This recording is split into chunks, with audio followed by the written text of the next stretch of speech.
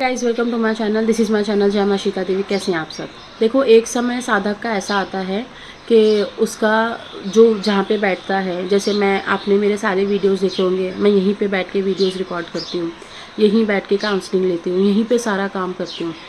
तो जब मुझे ये संकेत मिलने लग गए कि मैं जहाँ बैठी हूँ वो जगह जागृत हो रही है, सिर्फ मैं ही नहीं, अगर आप भी उस लेवल तक पहुँचे हो तो आप अपने घर में किसी भी स्थान पर बैठते हो ना, जाप करने के लिए, पाठ पूजा करने के लिए, ध्यान करने के लिए, या लोगों से वार्तालाप करने के लिए, जहाँ पे आप ज़्यादा से ज़्यादा समय बैठते हो, वो जगह ना आपकी जागृत होने लगती है। ठीक है। अब आप बोलोगे कि ये कौन सी बात है। ये बात है, जिसके साथ होता है वही आपको बता सकता है। बाकी के लोग क्या बता रहे हैं मुझे नहीं पता। लेकिन अगर आप एक साधक हैं और बहुत समय से आपके साथ शक्तियाँ चल रही हैं, तो आपको ये संकेत ज़रूर नज़र आएंगे जो मैं आपको बताने वाली हूँ। संकेत ऐसे होते हैं कि ये संकेत आपको कहीं पे भी दिखाई देंगे, चाहे आपका ऑफिस हो, चाहे आपका घर हो, चाहे आपका मंदिर हो, चाहे आपका बेडरूम हो, चाहे आपका हॉल हो, चाहे आपका ड्रेसिंग टेबल हो, कुछ भी, मतलब ड्रेसिंग रूम हो, कुछ भी हो, कोई भी जगह हो जहाँ पे आप ज़्यादा से ज़्यादा टाइम स्पेंड करते हैं ना, वहाँ पे आपकी जो जगह है ना वो जागृत होने लगती है। ठीक है। अब बात ऐसी है कि मुझे कैसे पता चला इन चीज़ों के बारे में। जहाँ पे मैं बैठी हूँ, आप मेरे कितने भी वीडियोस उठाकर देख लेंगे ना, मैं यहाँ पर ही बैठ के ज़्यादा से ज़्यादा वीडियोस रिकॉर्ड करती हूँ। कभी कभार मैंने कहीं और बना लिया, लेकिन यहीं पे बैठ के मेरा सारा काम होता है। अब बात ये होती है कि लोग कहते हैं कि आसन पे बैठो। आसन होता, आसन की भी एक अपनी महिमा है और माला की भी अपनी एक महिमा है, लेकिन मेरा जहाँ तक अनुभव अब जहाँ जिस लेवल पे आ चुका है वो मैं इसमें बता रही हूँ। मुझे 4 महीने से माँ कह रही थी कि इसके बारे में बात करो, लेकिन मैं नहीं बता रही थी क्योंकि दिमाग से बार बार निकल जाया करता था मेरे। फिर बाद में आज बात कर रही हूँ। जैसे मैं यहाँ पर बैठी, मैं कितनी भी बीमार हूँ, मुझे नज़र लगी है, मुझे तकलीफ़ हो रही है बॉडी में, या मुझे नेगेटिविटी का इशू आ रहा है, या कुछ चीज़ के बारे में मैं पता करने की कोशिश कर रही हूँ जिस चीज़ के बारे में मुझे पता नहीं चल रहा है।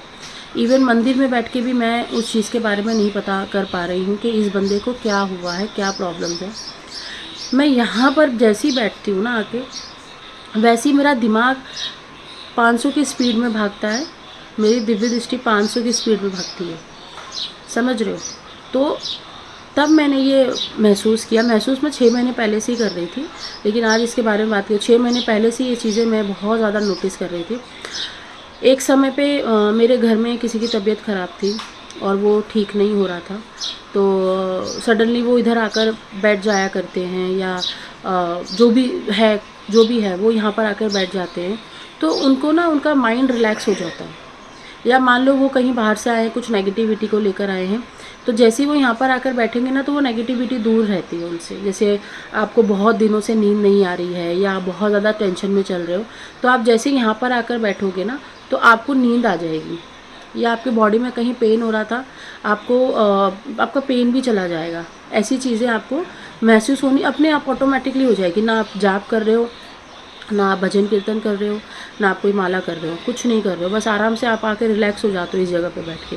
क्योंकि जब ये मेरे साथ घटित होने लग गया ना, तब मुझे ये चीज़ पता चलने लग गई कि ये जगह जो है ना वो एक्टिव हो रही है। अब फॉर एग्ज़ाम्पल ये कपड़ा है, जब हम साधना में बैठते हैं तो बिना सिला हुआ कपड़ा पहनते हैं, जैसे टी शर्ट है, ये सब हम नहीं पहनते हैं। जैसे बिना सिला हुआ कपड़ा होता है ना, धोती होता है, वो लंबे लंबे जो कपड़े होते हैं बिना सिलाई के, वो हम पहना करते हैं। तो वो जगह वो कपड़ा भी जागृत हो जाता है। ठीक है। जो हमारे सामान हैं पाठ पूजा के, जो मैं क्योंकि फेंकती नहीं हूँ, बाकी भले मेरी माला ज़्यादा तो मैं यूज़ नहीं करती, लेकिन अगर टूट गई, जैसे नेगेटिविटी का एक बार प्रहार हुआ था, तो उसमें से माला का एक बीज टूट गया था, तो मुझे पता चल गया था कि कुछ चीज़ें घर में एंटर हो चुकी हैं, और एंटर हुई भी थी, देखा था मैंने। तो वो उसमें से एक बीज टूट गया था। अब लोग क्या बोलते हैं कि चेंज कर लो, घबरा जाते हैं, लेकिन नहीं चेंज करना चाहिए। रहने दोस्तों, आसन पुराने से पुराना रखो, पुराने से पुराना, कोई वॉश करने की ज़रूरत नहीं, कुछ नहीं है। अब मान लो आसन आपका फट गया, ख़राब हो गया, तो उससे बड़ा आसन लेकर आइए और उस जो पुराना वाला आसन है उसके नीचे रखिए, और पुराना वाला आसन उसके ऊपर रखिए, तब बैठ सकते हैं। ठीक है। जितना पुराना आसन रहेगा, फटा है, पुराना है, कलर निकल गया, गंदा है, कुछ नहीं करना है, उसको ही यूज़ करना है। मंदिर की मूर्तियाँ, मंदिर के तस्वीरें, मंदिर की फ़ोटोज़, जो भी आप हम देवी देवता की फ़ोटोज़ रखते हैं, जितनी फ़ोटोज़, एक ही फ़ोटो आप सालों सालों तक अगर आप अपने मंदिर में रखोगे, आप देखोगे कि आपके मंदिर में ना बहुत ज़्यादा ब्लेसिंग्स और बहुत ज़्यादा एनर्जी आने लगेगी। जैसे आप अपने फ़ोटोज़ को देखोगे तो इन आँखों में एक ठंडक महसूस होती है। जैसे मान लो अभी मैं सुबह से शाम तक यहीं बैठ के काउंसलिंग लूँगी, यहीं बैठ के सारा कुछ करूँगी, तो मैं जैसे ही बाहर जाऊँगी मैं थक जाती हूँ। मैं जैसे ही जाती हूँ, जब मैं माँ को देखती हूँ, मेरी आँखों में ठंडक आ जाती है। मतलब सारी जो स्ट्रेस है सब खत्म हो जाता है सिर्फ देखने से। तो ये भी साधक का एक मुकाम होता है, ये साधक का बैंक बैलेंस होता है। जैसे नॉर्मल इंसान की सैलरी होती है, बिजनेसमैन का बैंक बैलेंस होता है, उसका बिजनेस होता है सब कुछ, उसी प्रकार हमारा सब कुछ ये सब होता है। तो ये देखो शेयर तो नहीं करना चाहिए था, लेकिन मैं इसलिए बता रही हूँ कि लोग ये समझते हैं कि मंदिर पुराना हो गया उसको हटा देते हैं, फ़ोटोज़ पुरानी होगी उसको विसर्जित कर देते हैं। नहीं, नहीं, नहीं करने की ज़रूरत है। जितना पुराना सामान है उतना ही ज़्यादा आपको जो है अच्छा फ़ील कराएगा। आपकी सारी नेगेटिविटी को वही सामान ग्रहण कर लेते हैं, ठीक है? आप जहाँ बैठे हो वही, अभी जैसे मुझे सुबह से तकलीफ़ हो रही थी, फ़ीवर वग़ैरह था। मैं जैसे ही यहाँ पर आकर बैठी, नॉर्मल हो गई। तो सोचो कितनी पावर है, जब आप किसी चीज़ को पाने के लिए इतनी मेहनत कर रहे हो, तो ब्रह्मांड छोटी-मोटी चीज़ें तो देता ही रहता है ना। तो आपको ये चीज़ें फेंकनी नहीं है। आपको अपना मोबाइल भी नहीं चेंज करना है, बिकॉज़ आप मोबाइल से बात कर रहे हो, कम्युनिकेट कर रहे हो, आपकी आवाज़ जा रही है। देखो मेरा कहने का सीधा-सीधा मकसद ये है कि आपके सर के बाल से लेकर ना पैर के नाखून तक आपको आपके बॉडी में इतनी ऊर्जा समाहित हो गई है कि अगर आपको कोई देख भी लेगा ना, तो आप वो देखकर ही चार्ज हो जाएगा। और अगर मैं किसी को देख लेती हूँ तो वो ठीक हो जाता है, बट मेरी तबीयत ख़राब हो जाती है। शुरू-शुरू में तो बहुत होता था, अभी तो चलो माँ की कृपा है, अभी कम हो गया है। लेकिन ये ना होता है, सबके साथ होता है। तो ये सारे संकेत हैं। जैसे आप जिस प्लेट में खाना खाते हो, जैसे हमारा कुछ ना कुछ संकल्प रहता है कि हम इस थाली में नहीं खाएंगे, इस थाली में खाएंगे, या किसी और कुछ कोई और चीज़ों में खाएंगे, तो वो चीज़ भी आपकी जागृत हो जाती है, ठीक है? आपका आप जो चीज़ें यूज़ करते हो, जैसे लिपस्टिक यूज़ करते हो, आपको ना उससे एक अलग लगाव लगेगा। आप जो परफ्यूम यूज़ करते हो वो ख़त्म भी हो जाएगा तो भी आपको उसको फेंकने का दिल नहीं करेगा। जो कि आप परफ्यूम लवर नहीं हो, जो कि आप मेकअप लवर नहीं हो, फिर भी आपको एक अटैचमेंट हो जाती है उन चीज़ों से, क्योंकि उसके अंदर कहीं न कहीं आप उसको रोज़-रोज़ छू रहे हो, रोज़-रोज़ उसको अपने बॉडी में अप्लाई कर रहे हो, रोज़-रोज़ उसको देख रहे हो, तो वो भी चीज़ जागृत हो रही है। अब जैसे मेरे पास कोई आता है, जब अभी वीडियो कॉलिंग के सेशन शुरू हो गए, तो वीडियो कॉलिंग पे जब मुझे कोई चीज़ चार्ज करनी होती है, तो खाली देखने मात्र से वो चार्ज हो जाती है। मैं खाली देखती हूँ, अपनी जो चीज़ें हैं वो करती हूँ, बस 2 सेकंड में वो चीज़, मुझे नहीं पता था। मैंने जब करा ना तो मुझे पता चला कि हाँ भाई ये हो रहा है, क्योंकि वीडियो कॉलिंग सेशन पहले नहीं होता था, अब होने लग गए वीडियो कॉलिंग सेशन। वो भी इसलिए किए गए हैं कि मैं हर जगह विज़िट नहीं कर सकती, या मैं नहीं बुला सकती अपने घर में। तो जिसको बहुत ज़्यादा तकलीफ़ है, जैसे वो बोलते हैं कि माँ आ रही है, तो मैं कहती हूँ चलो माँ तो मुझे बता रही है कि माँ नहीं आ रही है, चलो वीडियो कॉलिंग सेशन ले लो आप, और उसमें मैं आपको बताती हूँ।